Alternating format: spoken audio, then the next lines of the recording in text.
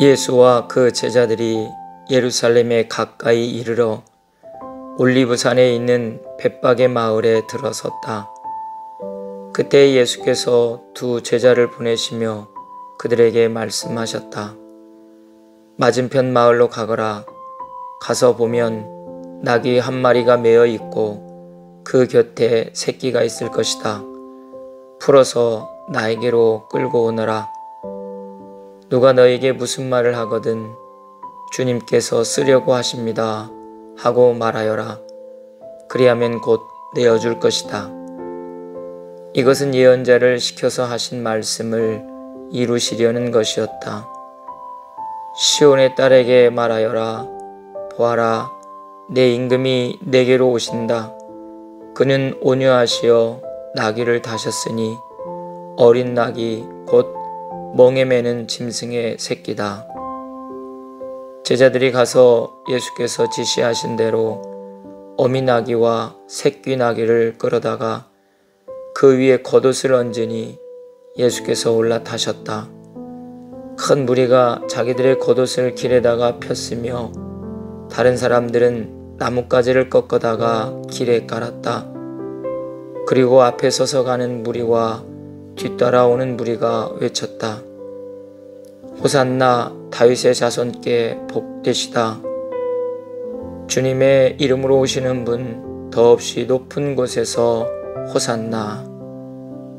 예수께서 예루살렘에 들어가셨을 때에 온 도시가 들떠서 물었다. 이 사람이 누구냐? 사람들은 그가 갈릴리 나사렛에서 나신 예언자 예수라고 말하였다. 마태복음 21장 1절부터 11절 말씀.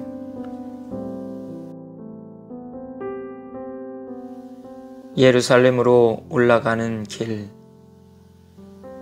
광야에서 사탄의 시험을 물리치신 예수님의 영적 여정은 하나님의 뜻에 순종하는 것이었습니다.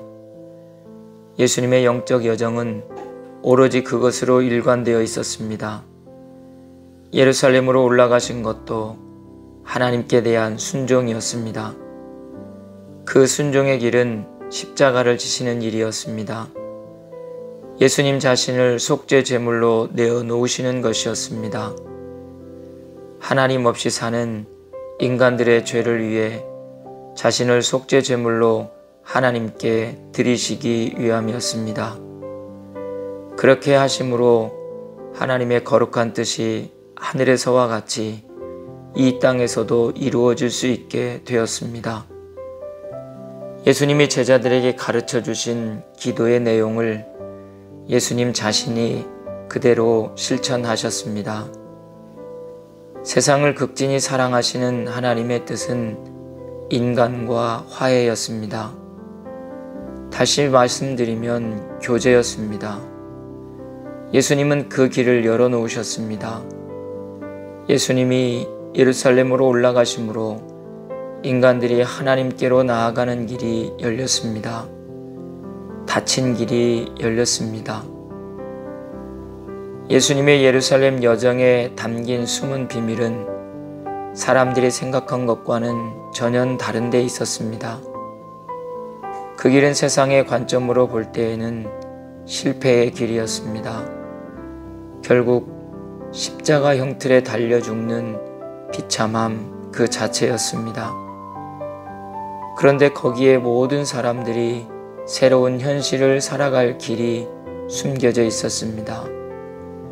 광야에서 사탄이 제시한 길은 세상적으로 매력적인 길이었습니다.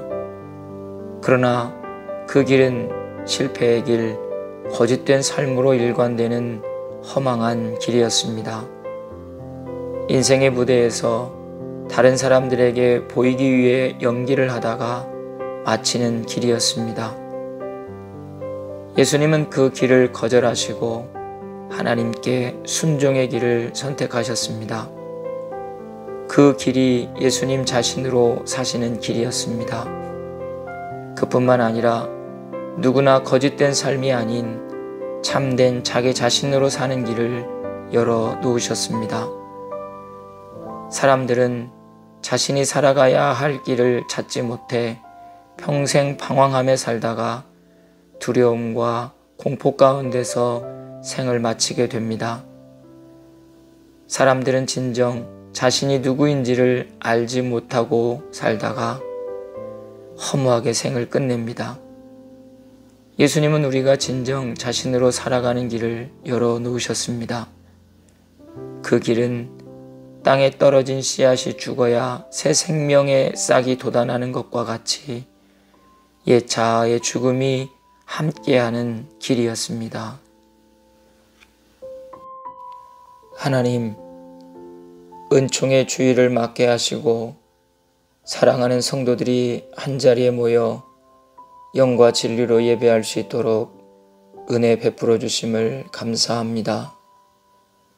사순절 여정의 끝자락에 고난주간을 맞게 하셨으니 고난받으신 주님, 십자가에서 순환당하신 주님을 더욱 묵상하며 보내는 시간들이 되게 해 주십시오.